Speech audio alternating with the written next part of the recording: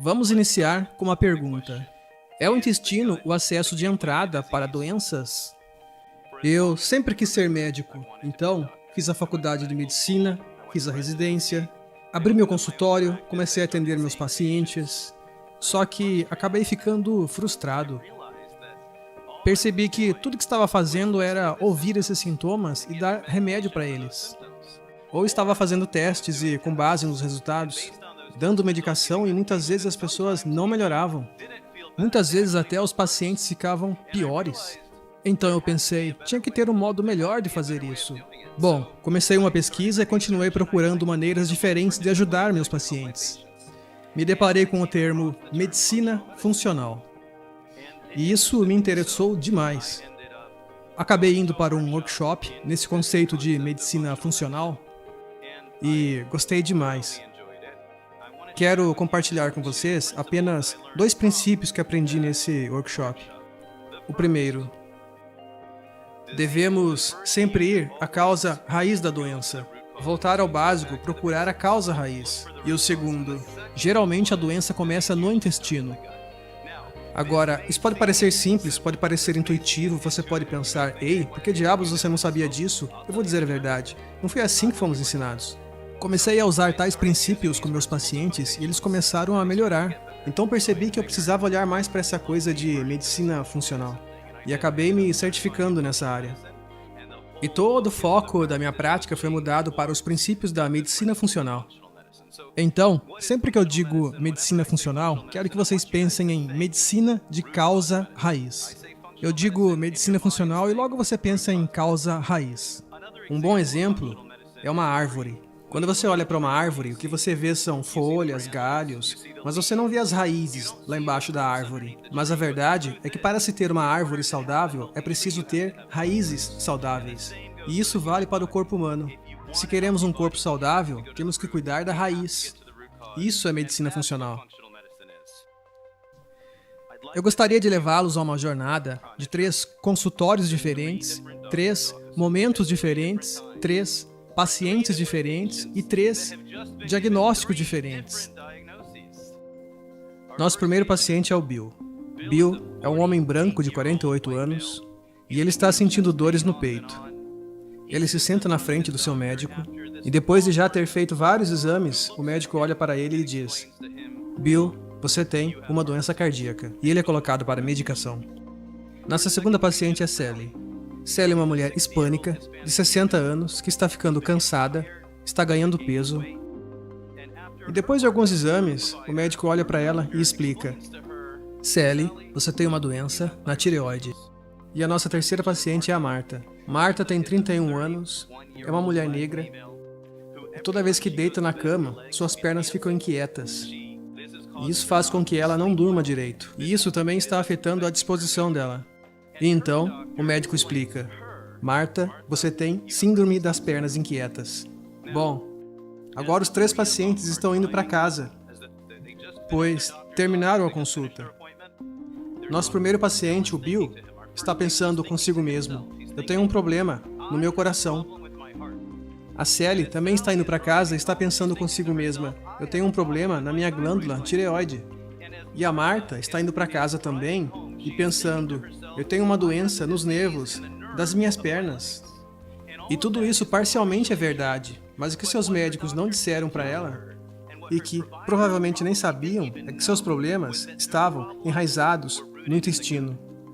Quem aqui sente cansaço com frequência? Levanta a mão. Quem aqui sente algum tipo de dor com frequência? Levanta a mão. Quem aqui tem algum tipo de doença crônica? Ou tem algum ente querido com algum tipo de doença crônica?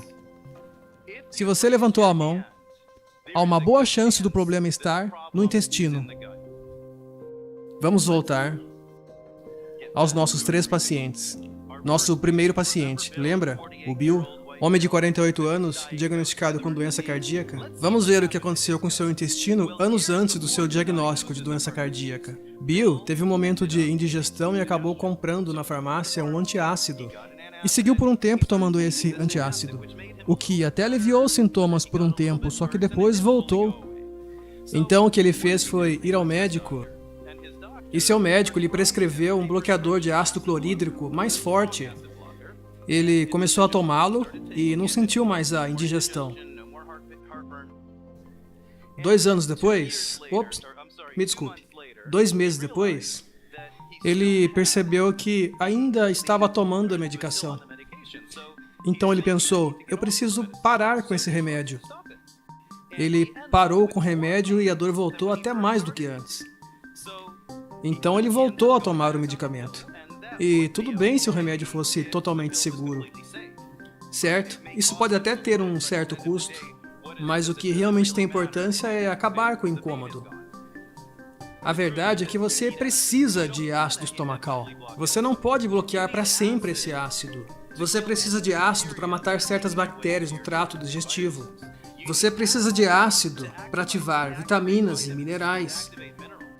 Você precisa de ácido para digerir sua comida. Existe uma razão para termos ácido no estômago. E isso não é tudo. Se você bloquear o ácido do jeito que ele fez, ou seja, se você pegar o bloqueador de ácido e usá-lo, você vai fazer o seu DMA no sangue subir. E quando isso acontece, seus vasos sanguíneos ficam menos flexíveis. E, juntamente com péssimas escolhas alimentares, pode acontecer o entupimento de vasos sanguíneos, o que leva ao diagnóstico de doenças cardiovasculares. Foi o que aconteceu com Bill. Então, o que fizemos com Bill? Usando a medicina funcional, traçamos um plano, fomos capazes de colocá-lo em uma prescrição de gerenciamento de estresse, sono, exercício. Agora, ele foi diagnosticado com doença cardiovascular, mas, atuando com a medicina funcional e usando estratégias da medicina funcional, tornou-se evidente que seu problema não estava enraizado ali, no coração. O problema é que ele estava consumindo alimentos que estavam atrapalhando e causando indigestão e ele estava bloqueando o ácido e estava causando mais problemas. Então, com essa informação, fomos capazes de colocá-lo em uma dieta de eliminação e descobrir quais eram os alimentos que realmente estavam trazendo problemas. Bom, primeiro conseguimos tirar a medicação para a azia. Conseguimos colocá-lo em uma dieta saudável. E agora, como ele está compreendendo melhor o problema e também o diagnóstico, ele está sem dor no peito. Vamos agora para a segunda paciente, a Sally. Vamos ver o que aconteceu em seu intestino. Sally consumia muitos alimentos processados. Você sabia que mais de 68% da dieta americana consiste em alimentos processados? Sabia disso? Bem, ela era uma dessas. Ela estava definitivamente seguindo essa estatística. Ela consumia muitos produtos à base de trigo. E o trigo tem alta concentração de uma proteína chamada glúten. E o que acontece se você consumir muitos alimentos processados? E o que acontece se você consumir muito glúten? Você pode acabar com algo chamado permeabilidade intestinal aumentada. Se você olhar para o intestino, lá na parede intestinal, as células intestinais, elas estão muito grudadas umas nas outras. Assim como nesta foto. E a razão disso é que não queremos que partículas grandes vazem para a corrente sanguínea. Quando isso acontece, o corpo pensa que estamos sob ataque e tenta atacar aquelas grandes partículas que seu corpo deveria digerir. O alimento deveria ser completamente digerido. E por que isso acontece? Por várias razões. E no caso da Marta, são 2 problemas. Alto consumo de alimentos processados e alto consumo de glúten.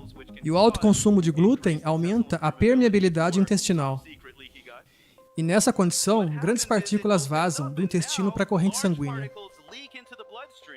incluindo o glúten. E o corpo fica tipo, o que é isso? O que eu faço com isso? E uma segunda coisa acontece. É o que chamamos de mimetismo molecular. E o que é o mimetismo molecular? Eu quero que você imagine que tem um irmão gêmeo. E esse gêmeo se parece muito com você. É idêntico.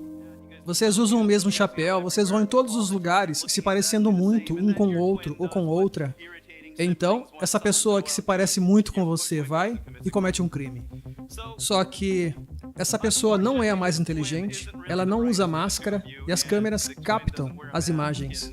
Então, existem imagens do crime em vídeo. E existem também evidências de DNA. Eu não sei o que ele estava fazendo, puxando o cabelo ou o que quer que seja, mas de alguma forma eles têm o DNA. E a polícia é claro que vai investigar, até encontrar o autor do crime. Certo? Eles encontram você, você se parece muito com ele, tem o mesmo DNA, E adivinha o que eles fazem? Eles colocam você na cadeia. E adivinha, a glândula tireoide às vezes também tem um gêmeo, e ele se chama glúten. Existe uma região na tireoide que se parece muito com uma partícula do glúten. Então o que acontece? O glúten vaza para sua corrente sanguínea, seu corpo produz anticorpos para atacar esse glúten. Então ele se confunde e ataca a glândula tireoide.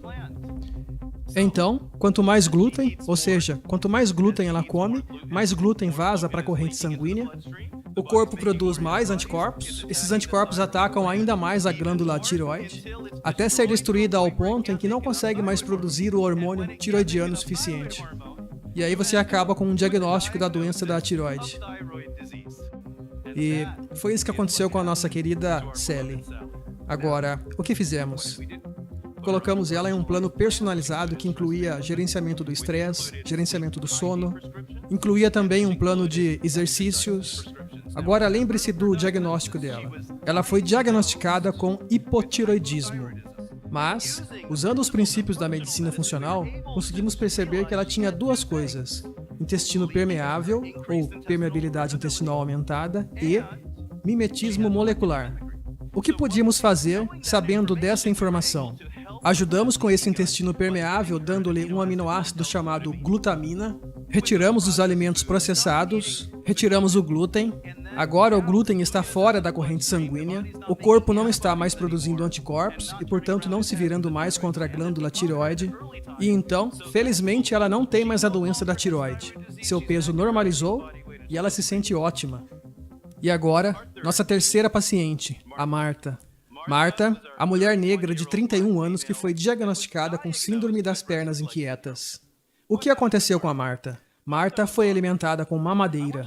Quero que saibam, há pouco tempo atrás, os médicos diziam que o melhor era dar mamadeira e que o uso da mamadeira era muito melhor do que o leite natural da mãe. Mas acontece que, uma vez que você começa a se afastar da natureza, coisas podem acontecer. Nós descobrimos isso da maneira mais difícil. Bem, o que acontece quando você mama na mamadeira e não recebe o efeito protetor do leite materno? Veja, o leite materno tem anticorpos que podem matar bactérias ruins. Então, o que acontece é que você pode ter muitas bactérias ruins no intestino. E adivinhe, você precisa de boas bactérias, você precisa de um equilíbrio de bactérias. Bactérias regulam o seu sistema imunológico. Elas ajudam a digerir sua comida. Existem várias coisas que as bactérias fazem por nós. Para cada célula humana que temos no corpo, existem pelo menos 10 bactérias. Nosso corpo possui mais bactérias do que células humanas. Então, ela foi alimentada com mamadeira e teve a condição perfeita para SIBO. Seu sistema imunológico ficou fraco. E quando o sistema imunológico fica fraco, ela começa a ter infecções.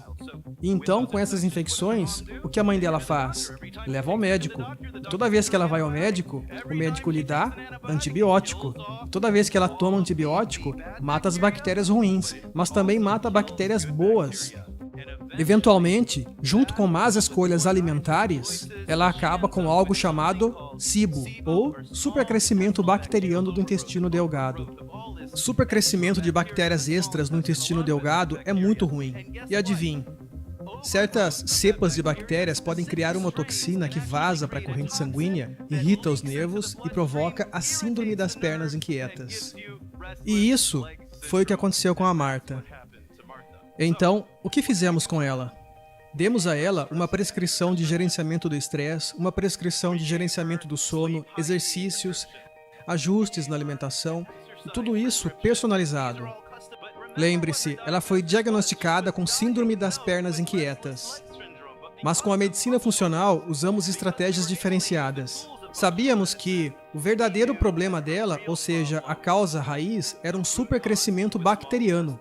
Então colocamos ela em uma dieta específica chamada Low FODMAP. Usamos também algumas ervas para matar algumas bactérias ruins.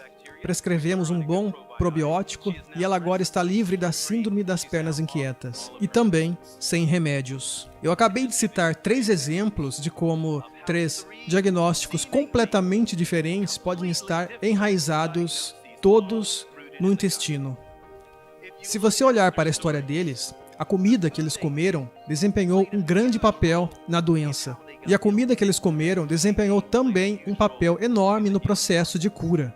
Começamos essa palestra com uma pergunta: é o intestino o acesso de entrada para a doença? E a resposta é sim. Felizmente, é também o acesso de entrada para a cura e para a saúde. Senhoras e senhores, Deus abençoe vossas entranhas. Muito obrigado.